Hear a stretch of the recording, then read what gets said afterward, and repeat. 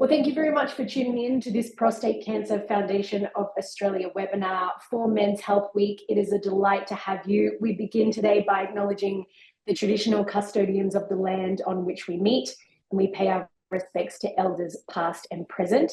My name is Katie Clift. Very happy today to be moderating this webinar on behalf of the Prostate Cancer Foundation of Australia for Men's Health Week, obviously focused on men's health, an extremely important, very broad conversation. And of course, today focusing a little bit more on prostate cancer, the risks and symptoms, detection and care, general well-being of men.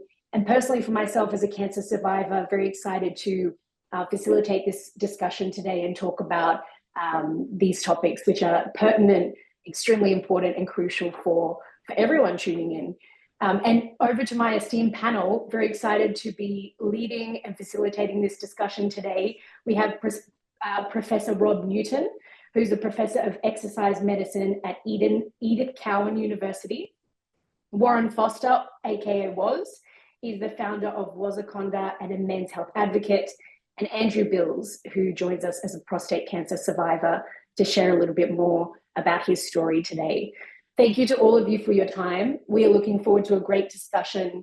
And obviously, as we've said at the top, to really bring men's health to the fore and talk about how we can encourage men to live as healthy lives as possible.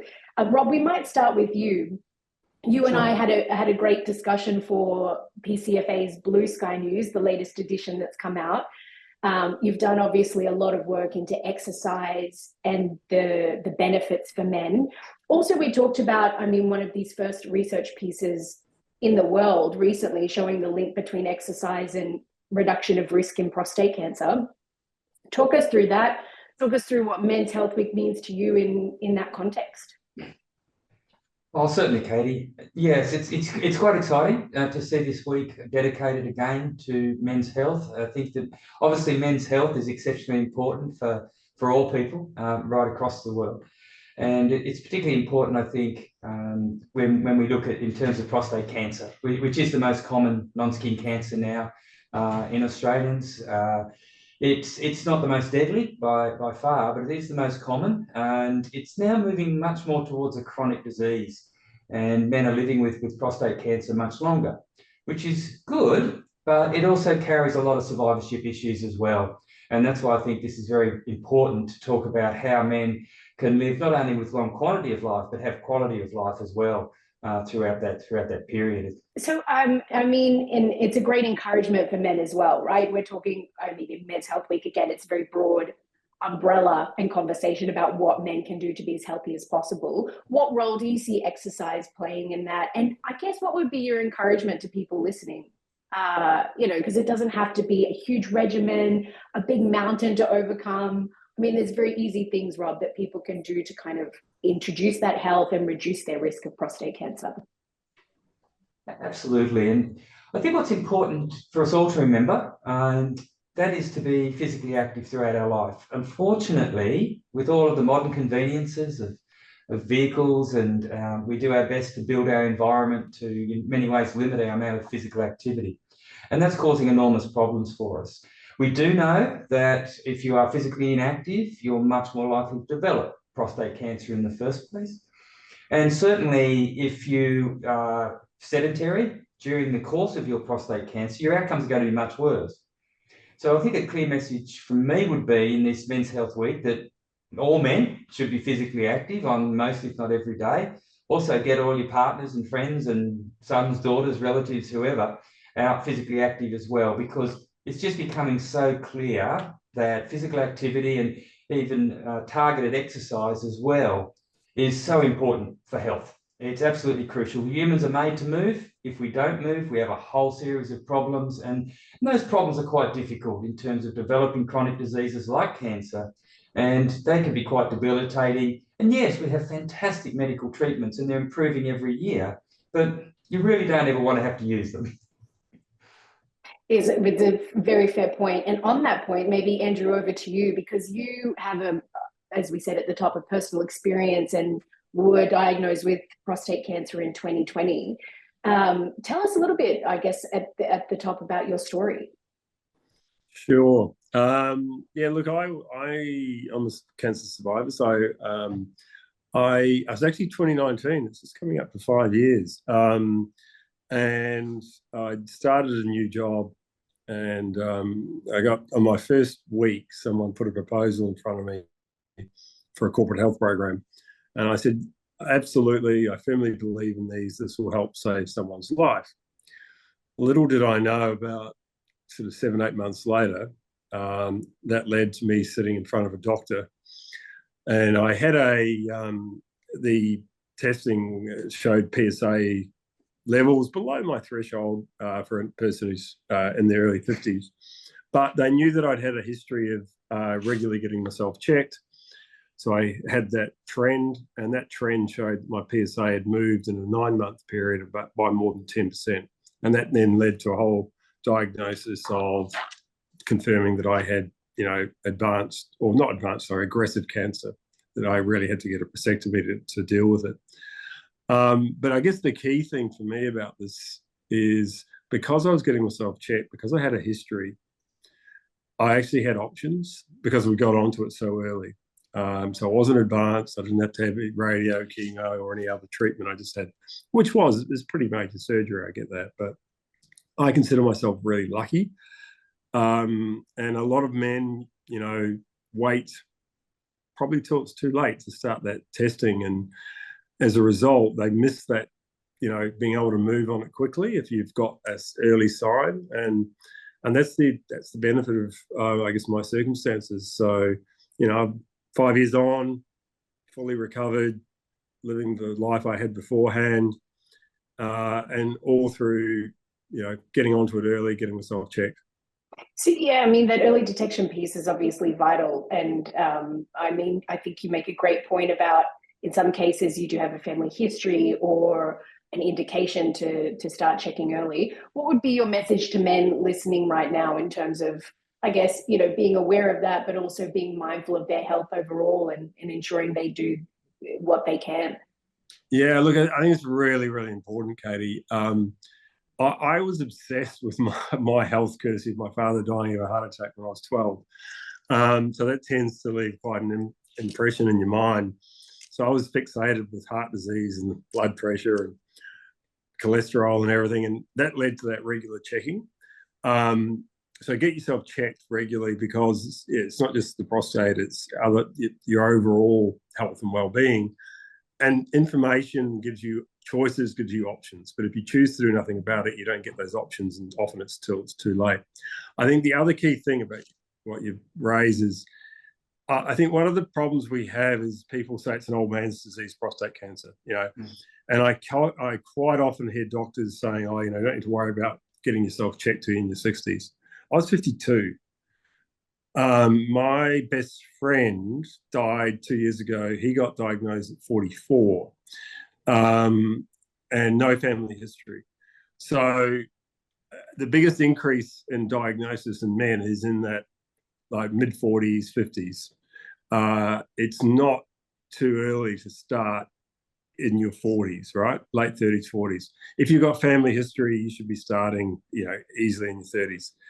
And it's a blood test. It's so simple to create that trend that then allows you to go through to it. The other thing that I get frustrated with is people say PSA doesn't tell you whether you've got prostate cancer. No, it doesn't. It's a marker.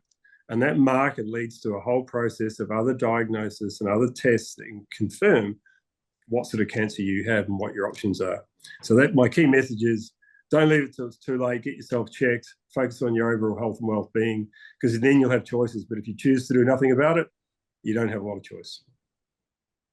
And I mean, you focused a lot in the last few years too, I guess, through your recovery and diagnosis and then treatment, on then advocating, as you've shared your message today, but also encouraging men to be as healthy as possible. This is where I'll turn to you as well, Warren, because you are a fantastic advocate. You founded WazaConda and have been doing incredible work for over a decade. Tell us a little bit more about that, what you do, and I guess if people haven't heard of WazaConda before, or your background, fill us in. Yeah, so WazaConda is most similar in concept to parkrun.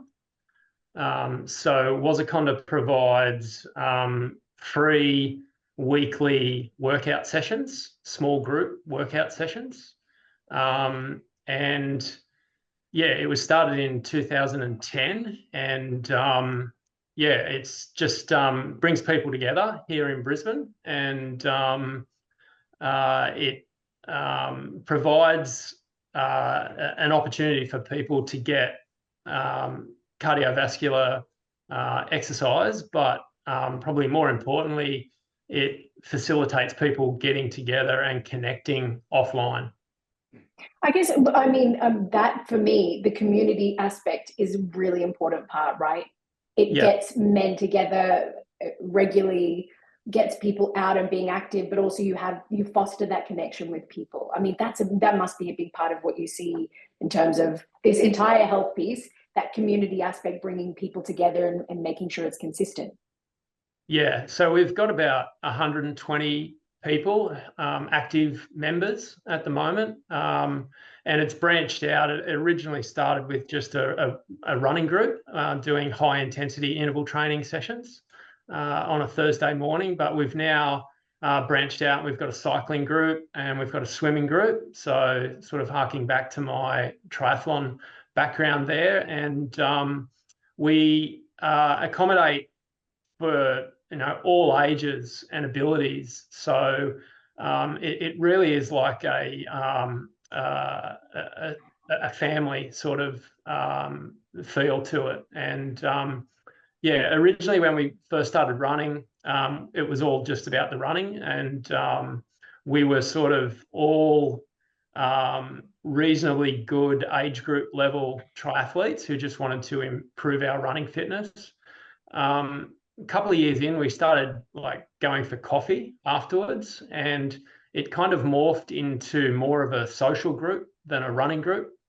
And what I was able to sort of witness was a transformation from people coming along mainly motivated for health and fitness to people mainly coming along for that social aspect. And during that period from 2010 till now, we've seen increased use of smartphones and social media apps, and yeah, people are really craving that face-to-face old-fashioned connection. And yeah, we tend to have a lot of connections online, but we're becoming more and more lonely in the real world. So yeah, it's a sort of double benefit to the people who attend, the social and the increasing cardiovascular fitness. I think in the context, as we're discussing today, of health and cancer, at that point too can't be stressed enough that community makes a big difference for your mental health, those social connections. I mean, as we're saying, even if you're not diagnosed with prostate cancer, but also through treatment after cancer is a whole other ball game and a whole other world as well. So, I mean, that's a really important part, making sure that people have that space to connect, to talk about their health issues. I mean, that's an impressive part of what you've built as well, that you've fostered this place for people to also improve their mental health. Yeah, thank you. I'm pretty proud of it. I'd be more proud of it if this was intended, but it was mainly an accident, and it was mainly self-serving. I just wanted originally to get together and with a group of mates and improve my running fitness whilst not having to go to a running group and pay money unnecessarily. And yeah, it just morphed into this community, and now I sort of feel obliged to just keep it going and keep it growing. I've decided in the last 12 months to turn it into a business. So I'm in the process of creating a web app at the moment. It should be out and launched in about August this year. And so that will allow it to expand, right across the globe, similar to how Parkrun has expanded since 2004 when it was founded in Bushy Park in London. So Parkrun now is in 22 different countries. It might be 21 because France has dropped out recently for one reason or another, but they have about 350,000 participants every Saturday morning at Parkrun, and it's doing good things, and hopefully WazaConda can do similarly good things. Andrew, back to you in terms of hearing, the impact of initiatives like this on mental health, but also physical health. What's your experience there in terms of how you've been helped and encouraged through your journey? Yeah, look, what Warren was talking about is so important. The best friend I spoke about earlier, who I passed away a couple of years ago, he gave me 2 bits of advice when I was diagnosed. He said, Andrew, you need to talk about your journey, what you're going through, because it's going to help other men. And then by helping other men, you're going to help yourself. And that was such good advice. So I took it on. It was one of those things I consciously took on when I was lying in hospital, and I thought about, I in my position, I can reach a lot of people and I can have a really positive impact. So I chose to really talk about men's health and really bring awareness to prostate cancer. And in doing so, it helped me deal with what I was going through. And I regularly meet men who I get phone calls or introductions, a friend of mine, and I'll sit down and I'll have the chat that I wish someone had with me, to tell you the truth, about how to get ready for what you're going through and what are the things you need to prepare yourself for. But one of the key messages is, if you feel like talking, but not every guy will want to, right? So just got to respect that as well. But if you feel like talking about it, it's really going to help you process what you're going through. And I remember I got my prostate nurse, to come in and talk at work about prostate health and awareness during Men's Health Week. And she said to me, oh, how are you going? And I said, oh, I'm going really well. I'm talking about it all the time and, really getting out and about. And she just looked at me and she said, you've talked all the darkness out of yourself. And it was just nailed it, because it's exactly right. This is the thing, is that you could easily fall into quite a troubled mind, or, a victim mentality of, woe is me, I've got prostate cancer. I'm not going to have my life back. I'm not going to have what I had previously. And that's a path I can see very easily, right? But by talking about it and processing it, you deal with it in your own way. And those activities that Warren's talking about are so important. They're so important. I've got a swimming group, a cycling group, same exactly. The coffee is more important than the exercise, the conversation. And, it grows into a real social fabric of men sharing things that they normally wouldn't share in a safe environment, and where they feel that other guys are going to understand them. That's been my journey, and it's so important. Rob, what's your experience here? Obviously, the professor of exercise medicine in the room, advocating for exercise. You do incredible work. We've talked about some of the studies that you've pioneered, and we'll talk in a moment about the future of what you expect in terms of research. But what is your reaction hearing these comments? It's pretty well spot on. You can't separate the body from the mind. We can prescribe exercise and someone can follow it religiously, but if their mental health is not in the right place, it will not have the same benefit. And the same with nutrition. I think it's those 3 sort of foundational pillars that I think that we have to address in a person going through a prostate cancer journey, trying to get that right, eating right, getting their mental health as good as they can, and then of course exercising as well. And it's those 3 that we can shift enormously the outcome that we have. We can change the side effects, for example, that we have from treatment. We know that certain exercise can greatly reduce the side effects of androgen deprivation therapy, improve outcomes of radiation therapy, and also reduce the side effects of chemotherapy if the patient has more advanced prostate cancer. But also we're seeing that exercise is actually increasing the effectiveness of radiation therapy and chemotherapy. So that's sort of quite exciting. But it is, it is about getting those three components of your life in place. And, you know, just with what Waza and Andrew said, that mental health aspect of it, and of guys getting together and talking and chatting is super important. We published a series of papers around sexual health. And of course, with prostatectomy and sometimes with radiation therapy, there can be problems around erectile dysfunction and issues around their sexual health of the men. And this is enormously concerning for men and their partners. And what we found was that if they exercise, particularly if they lift weights, so if they do resistance training or strength training, we found that it actually reduced their sexual health bother markedly.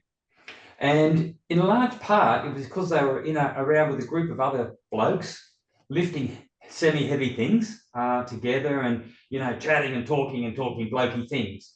And what we found was, when we looked at the psychological assessments that we did, is that they had a greater feeling of virility, of masculinity.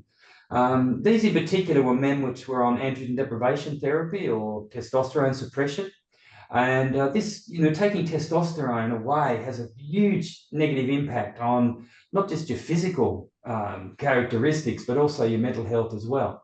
Don't get me wrong, androgen deprivation therapy has been incredible for slowing the progression of prostate cancer. It's a critical tool in the treatment of the disease for certain patients.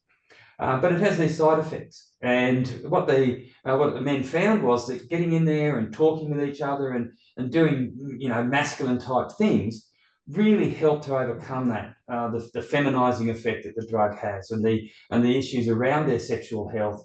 And they reported much improved sexual satisfaction as well. So it is those aspects. And I think also we're seeing more and more in the research literature about the role that food has in terms of changing our overall health, but also changing our mood.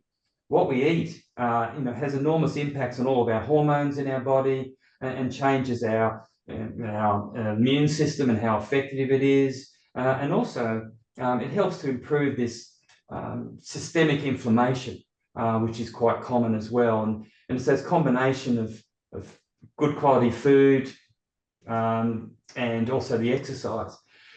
But when you're in a bad state mentally, you also have a lot of hormones which are produced, and these are your flight and fight hormones. Now, this is normal when you're being chased by something, or you're just about, you know, you almost get run over by a car and you go, oh, and then you get these hormones surging. But in modern society, many of us just have this fight or flight, this anxiety going on continuously. And that's a very cancer-promoting environment. And so the other aspect that we really focus on with the patients that we work with is really trying to calm down. We use mindfulness and meditation a lot, just trying them to get them overcome this anxiety. But as Waza and Andrew pointed out, you know, talking with your mates, going down, joining a running club, swimming, just getting out in the open and away from the devices, that too helps to bring down this ongoing anxiety and stress. And then that alters your hormones and makes a less cancer-promoting environment. So it's really about focusing on principally those three pillars of health. It's a fantastic summary and good point in the conversation, because, I mean, that applies to probably everybody listening, you know, regardless of their situation and their personal circumstance. In terms of the future of research, you know, we talk a lot about, especially at PCFA, the development, more treatments coming out. I mean, there's research that is being released all the time in terms of understanding prostate cancer further, more recommendations. What do you see as the future, or can you give us an insight perhaps into what you expect to see in the next few years in terms of how it might change how we see exercise, how we see treatment, just what you see as a forecast?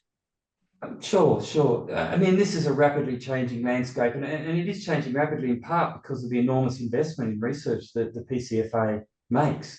The funding is just absolutely crucial. Without that, we can't do the research that's needed to make these new discoveries. That's super important.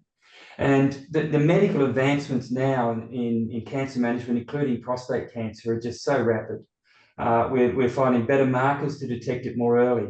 Better imaging, you know, the latest MRI techniques are so much better at picking up prostate cancer. And, you know, it's so critical, as Andrew pointed out, if you actually detect prostate cancer early, you're likely to live to 95 or die of something else. If it's detected early, it's highly unlikely that you're going to succumb to that because there's such a range of treatment options that are available. Of course, all the treatment options now, in terms of the latest radiation therapy and the multifocal techniques which are available. But I think some of the most exciting aspects that are coming down the line are around things like immunotherapy. And so when we have a look at immunotherapy, the localized cancer, prostate cancer, relatively easy to treat, but once it metastasizes, once it spreads beyond the prostate, much more difficult and the outcomes are much worse. But we're seeing such advances in the latest hormone suppression drugs. We're talking a lot more about triple therapy, which is the combination of testosterone suppression, so they reduce the production of testosterone, plus a testosterone blocker, which blocks the androgen receptor, but then in combination with chemotherapy. And before, chemotherapy was way down the line. And no, if we can't control it with anti-androgens, okay, then we'll move to something like that where it's metastasized. But what we're seeing is we're bringing, some of these other therapies in much earlier, like chemotherapy, and having fantastic outcomes with that. In terms of exercise, wow, I mean, we're using exercise. We're seeing that exercise and diet manipulation can pretty well block most of the side effects of androgen deprivation therapy. We're doing research currently where we're actually exercising men immediately before they go to receive their radiation therapy fraction. So these are men with localized disease, they're being irradiated, and we're exercising them for 10 to 20 minutes immediately before. And what we're seeing is that the prostate lights up with more blood and more oxygen, and this makes the radiation therapy more effective. It pushes more immune cells into the prostate as well. So when you irradiate the prostate, it becomes inflamed, you get an inflammatory response. The exercise pushes a whole bunch of natural killer cells and T cells, which are little soldiers, and they're in there finding these cancer cells and destroying them. And so that's really exciting. And we're also seeing, of course, I think in the new realm of immunotherapy, we're talking with several projects that we're doing now, where immunotherapy is, if we can get it right, it works fantastic in certain blood cancers. It hasn't been as good in solid cancers like prostate cancer. But that's changing rapidly, and we're seeing some new drugs come along, which are working so well. The problem with some of these immunotherapy treatments is they can create quite large side effects. And sometimes those side effects can be catastrophic. And again, what we're doing, we're using exercise as an adjuvant treatment to actually suppress some of those side effects. And so the patient can receive more of the drug, more effective. They're much more likely to kill the cancer cells and become cancer-free. So it's very exciting at the moment. Very exciting indeed, and very promising in terms of where the research is going across all those spectrums, as you mentioned. Warren, you mentioned earlier in the conversation your history of triathlons. What's next for you on the exercise front? Is it regular running? Do you have something big coming up? For me personally, I was diagnosed with osteoarthritis in my hips and my lower back 5 years ago. And I was told that I would need a hip replacement in 5 years' time. Actually, it was 6 years ago now. So the doctor put me on anti-inflammatory medication and pain relief, and told me that my running days were over, and that I'd have to sort of wait until I got a new hip. But I've been able to change my diet significantly, and I've just made some changes to my lifestyle just to sort of drastically reduce inflammation as much as possible. And about 2 or 3 years ago now, I was able to start running again, pain-free, and I'm off the anti-inflammatories and I'm off the painkillers, and I'm feeling good. I think I can get at least another 5 years out of the hips that were given to me at birth. So fingers crossed. But during the last few years, I've just been focusing on my cycling. I was able to represent Australia a couple of times at age group level in 3 different disciplines for triathlon before I had my hip problem. And the goal since 2020 has been to represent Australia at age group level in cycling. And I qualified in 2020 at Bathurst on the 17th of March. The race was. So that didn't happen. I didn't get overseas that year. We were still in lockdown in 2021. In 2022, I qualified and I was super excited to be going to Italy, northern Italy, to race there. I qualified again, and then I was out on my mountain bike 6 weeks before the race and broke my collarbone and my right thumb. So I didn't get to go in 2022. 2023 was in Glasgow, and I didn't really want to go to Glasgow. And 2024, I qualified again, and it's in Denmark this year. But I've decided not to go to Denmark and try and qualify for 2025 when it's in Melbourne. So I'll get there eventually. I'm nothing if not determined or stubborn, whichever way you want to look at it. But yeah, I'm determined to wear the green and gold for Australia at age group level in cycling. So that's my next big goal. Tell us about determination, because that is crucial too. I mean, we've talked about the importance of the social community, fostering exercise and mental health, bringing people together and helping men have a great trajectory with their health and to keep consistent. What is that driver in you, or what helps kind of fuel that determination that perhaps you could encourage other men who are listening and pass on to others?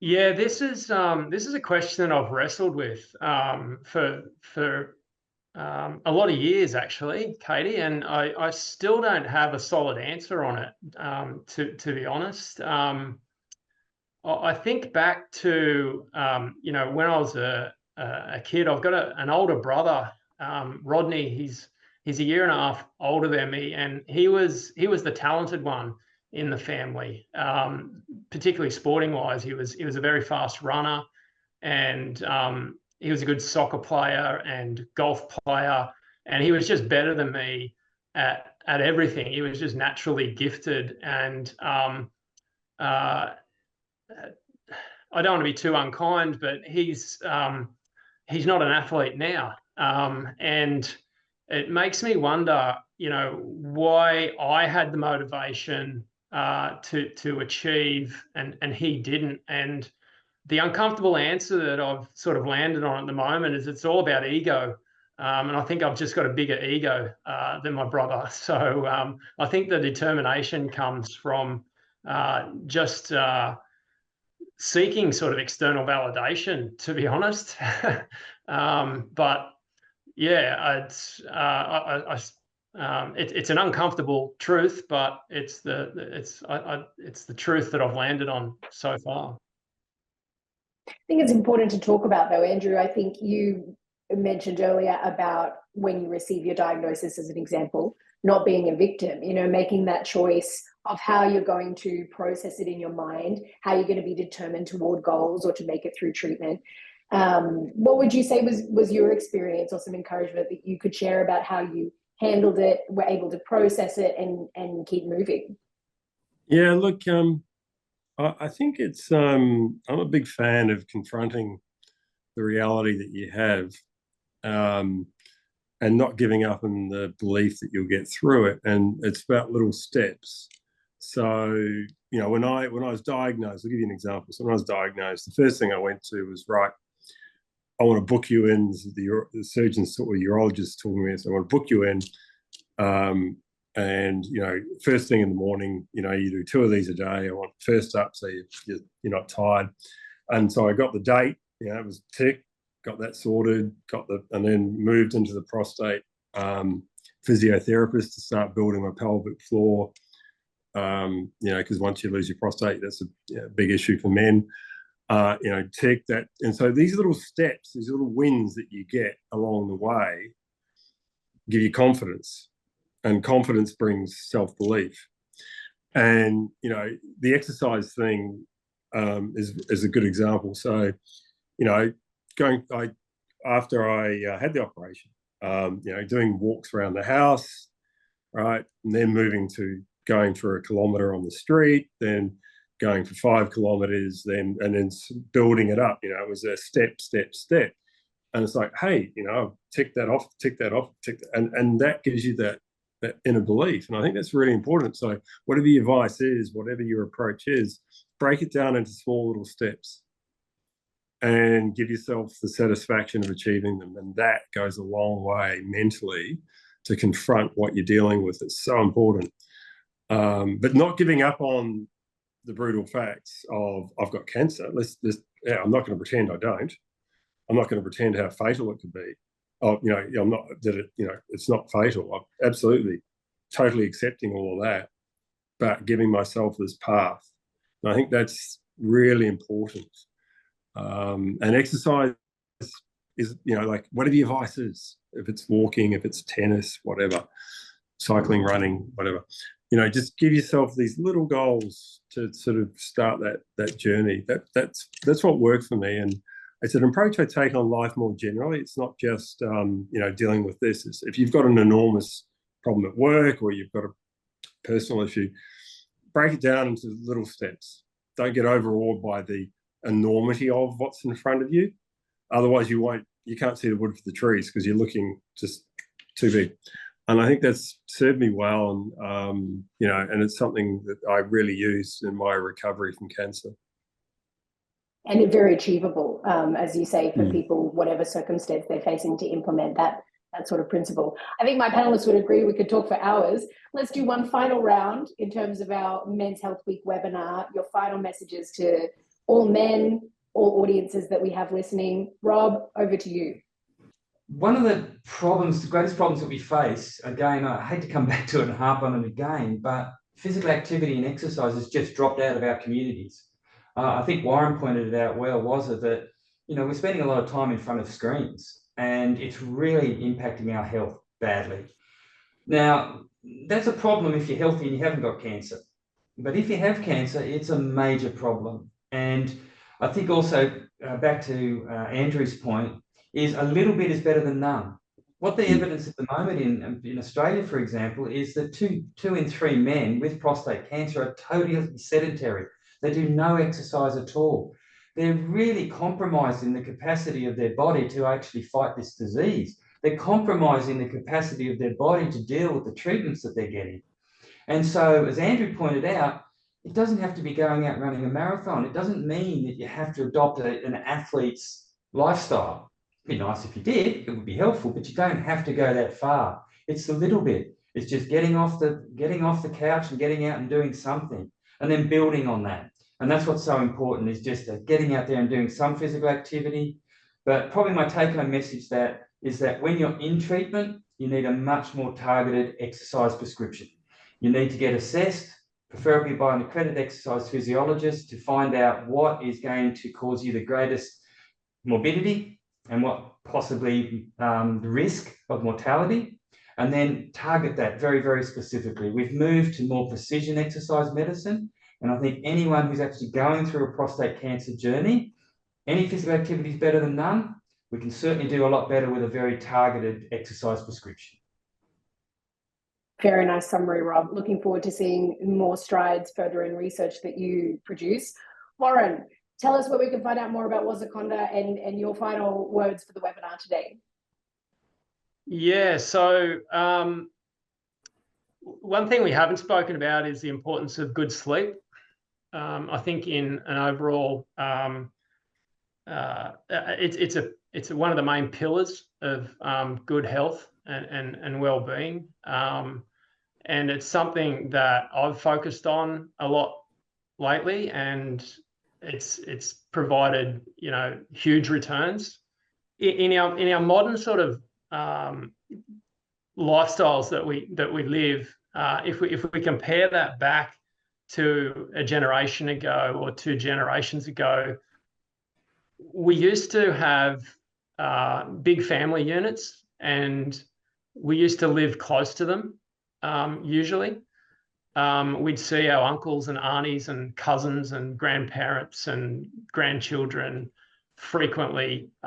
We would work in jobs where we weren't working with different people every couple of years or sometimes months.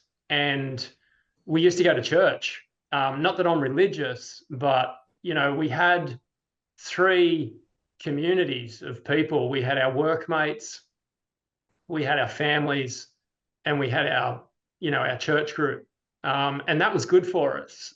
But now we're in a situation where, you know, if you lose your job or you get a promotion and you have to move interstate or to a different country, straight away you've lost all your workmates, you've moved away from your family, you're isolated, you're in a new environment, and you know that's just a breeding ground for loneliness.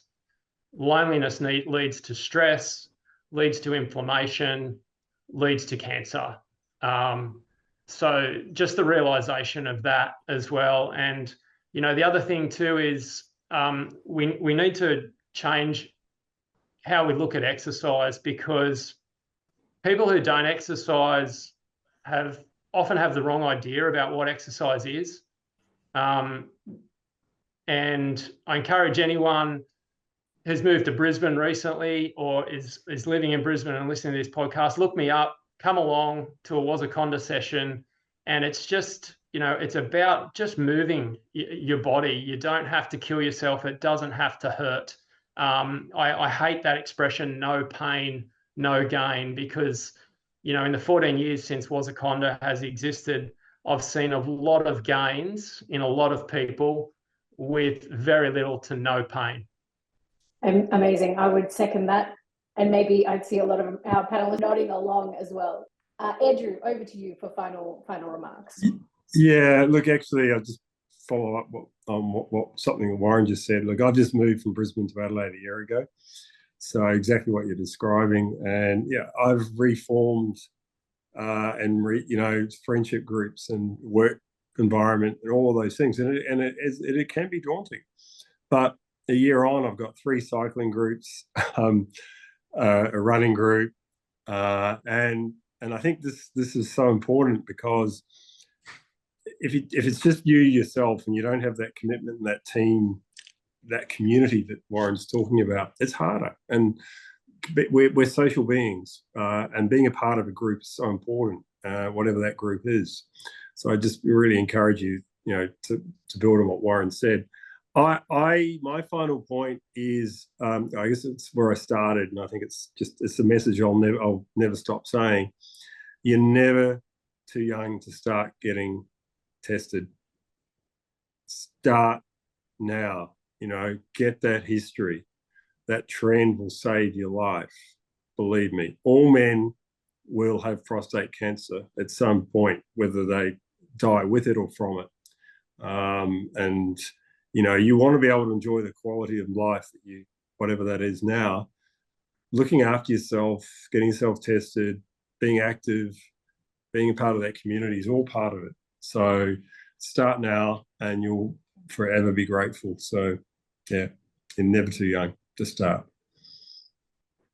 A crucial conversation today. I've certainly enjoyed that we touched on a range of different topics, from research all the way, well, from prevention all the way through to research, treatment, general well-being. Thank you to all of our panelists for joining us today, for taking the time to share your stories and your messages. You can find out more about each of our panelists in the bio, in the notes that we have for the summary of the webinar. You can also check out more details about the Prostate Cancer Foundation of Australia at pcfa.org.au. And there is a survivorship toolkit, which is available too at prostate.org.au. So thank you to our panelists, and happy Men's Health Week. Cheers. Thanks, Katie. Cheers, everyone.